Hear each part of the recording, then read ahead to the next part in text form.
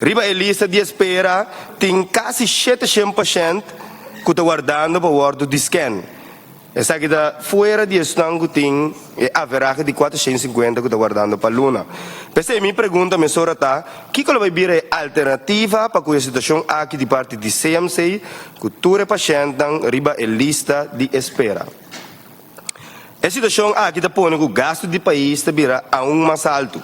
Mirando que tem caso de emergência, começar a tratar do exterior. Essa aqui para mim está de lamentar. Mirando que não tem uma machine de MRI como reserva se uno receber desperfeito. Pensei, me pergunta, tá? Via de senhora presidente, de como um hospital com a país assim caro, não tem de 2 MRI como backup, tendo em conta quanto paciente CMC está recebendo para a Luna. Na dezembro de 2018, o contratista Balas Neidam, em colaboração com o provedor Philips, a começar parte da instalação da machine MRI. Depois que essa que foi instalada, mesmo provedor Philips e também o contratista Neidam, não mais que um par de dias depois, 4 de janeiro de 2019, essa que recebeu algo que não chamamos quench. Está desperfeito na machine. Algo que estranha a mim, está que se tem desperfeito na machine, que está praticamente novo, tá o provedor é o responsável. Pensei, me quer saber que tem machine que o CMC tem, está comprando novo ou segunda mão.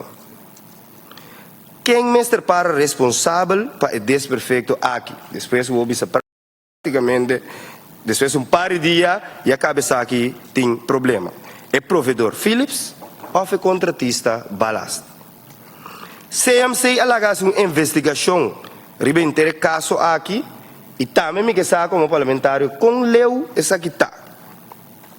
A machine MRI aqui no momento que tem desperfeito, é quench, ela sigue recebendo mais quench, maneira que a seguir passa na março 2020, dezembro 2021 e também aqui fevereiro 2022, maneira colega que a Baia Midilante acaba de mencionar. Mas pergunta, o que é gasto na mara cada dia que a machine MRI aqui recebe quench? CMC indica que tem uma machine MRI novo no caminho. O que vai passar com esse que está danhado? Lo bem dessa aqui para peça, off, tá dessa CDG.